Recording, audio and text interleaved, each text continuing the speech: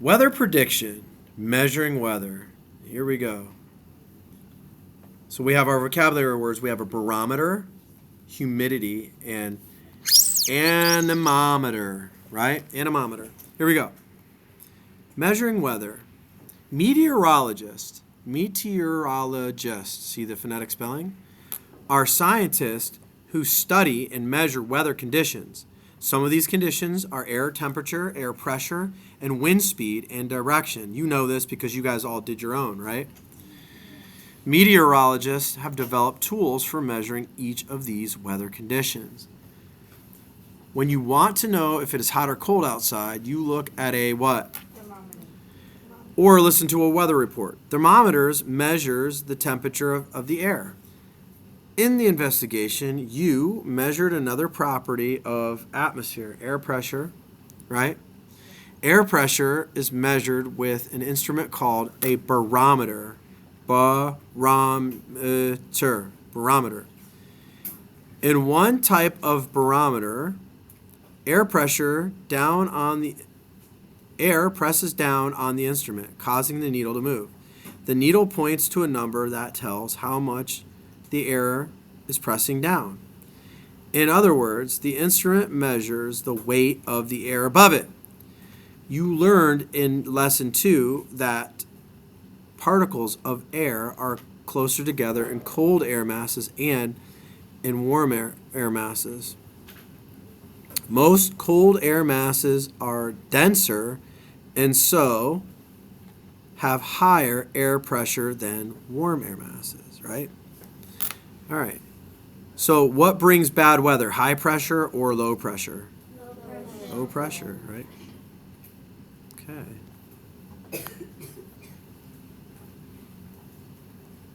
Evaporated water adds more humidity to the air.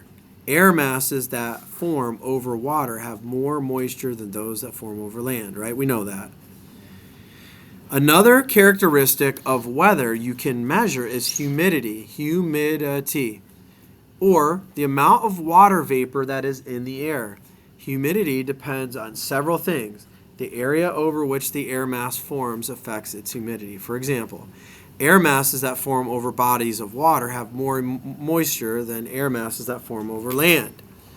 Temperature also affects how much moisture can be in the air. Warm air can have more water vapor than cool air. This is why water drops form on the outside of a glass. Okay? A sling psychrometer measures moisture in the air. The bulb of one thermometer is covered with a wet cloth. Then both thermometers are whirled in the air. The drier the air, the faster the water on the cloth evaporates, or dries up. The evaporation cools the cloth-covered thermometer. The temperatures of the wet and dry thermometers are compared to find humidity. I've never heard of that. That's interesting. Cold water during a warm day, air near the glass cools, right?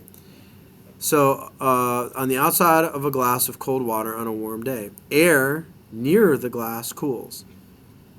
The air can no longer have as much water. The water vapor comes out of the air, forming drops. In the investigation, in lesson 2, you made a windsock. With it, you estimated the speed and direction of the wind.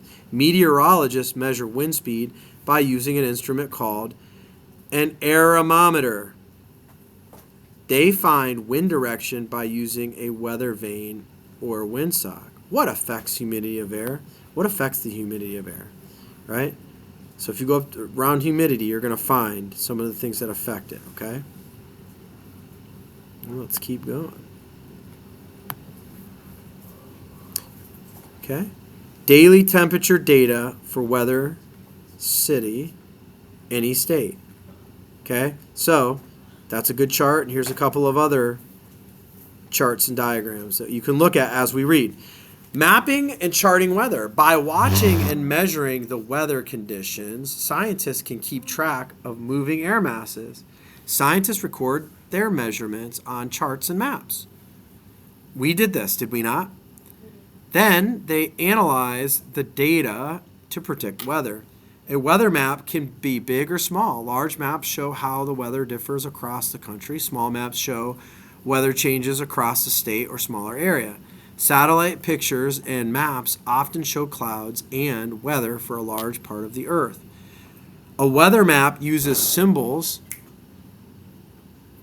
to show weather conditions. Long lines marked with half circles or triangles. What are those? Fronts, right? They're fronts. Words or symbols describe the weather in an area. For example, small dashes may stand for rain, and small stars may stand for snow.